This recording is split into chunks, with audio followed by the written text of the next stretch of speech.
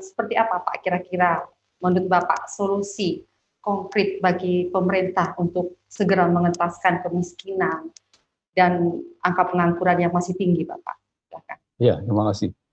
Saya kira tidak ada solusi instan ya. Pertama saya disclaimer dulu ini, nggak ada solusi instan karena persoalannya memang sungguh sangat fundamental sekali. Sikap mental bangsa ini juga menjadi persoalan yang harus dibenahi bersama. Tapi kalau saya boleh mengabaikan, saya akan coba untuk masuk ke ruang-ruang yang lebih teknis. Ruang-ruang yang lebih teknis itu adalah bagaimana sekarang yang pertama-tama desain pembangunan diperjelas arahnya. Kalau kita misalnya katakanlah begini, kita mau membangun industri manufaktur nih. Manufaktur yang seperti apa? Sekarang ada digital economy. Digital economy mau kita apakan?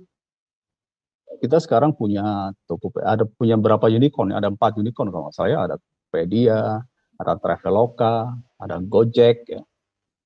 Itu unicorn-unicorn yang menurut kita itu luar biasa, artinya mereka sangat sukses di bidang digital economy.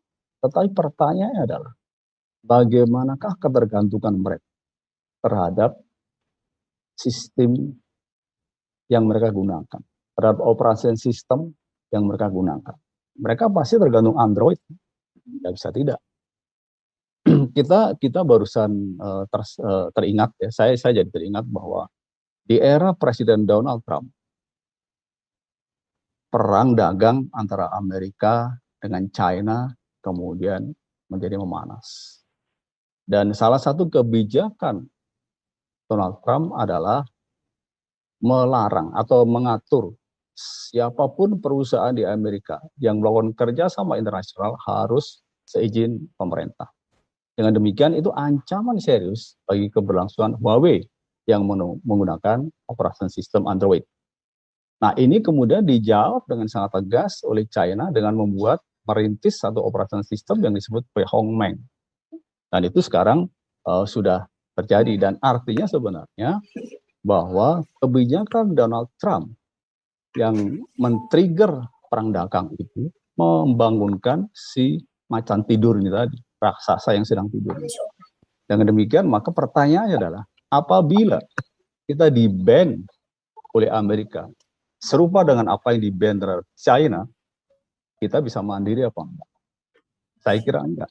Maka dengan demikian, kalau kita serius mau membangun digital ekonomi, maka kita harus juga support sistem yang harus disiap.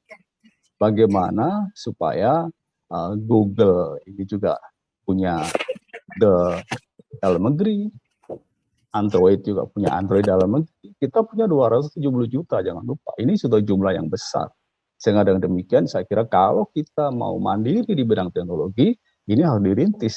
Kita harus tiru Cina. Cina sekarang juga melakukan hal yang sama setelah disadarkan bahwa ternyata kerjasama dengan Amerika tidak baik-baik saja. Sekarang di era Joe Biden nampaknya sepertinya dingin-dingin saja, tetapi sebenarnya aura perang ini masih tetap ada. Ini ada yang pertama. Jadi pertama, pemerintah harus menetapkan dulu nih, kita mau manufacture, kita mau digital economy atau apa. Nah, ini yang pertama. Ini yang saya kira harus dijelaskan.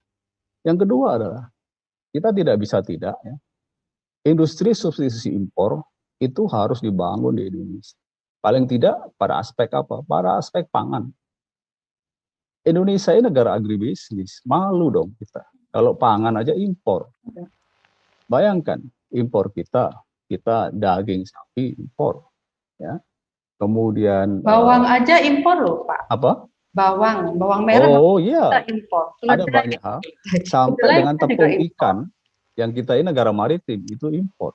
Artinya sebenarnya ketergantungan impor ini harus dijawab dengan industri substitusi impor. Tidak bisa tidak. Ini yang saya kira harus dimulai dengan serius. Untuk itu memang tadi harus ada blueprint yang baik dari sisi eksekutif, dari sisi pemerintah yang diamini oleh legislatif agar itu bisa dijalankan secara bersama-sama. Ya. Jadi di samping tadi arah pembangunan ini bagaimana harus jelas, kemudian substitusi impor harus jelas.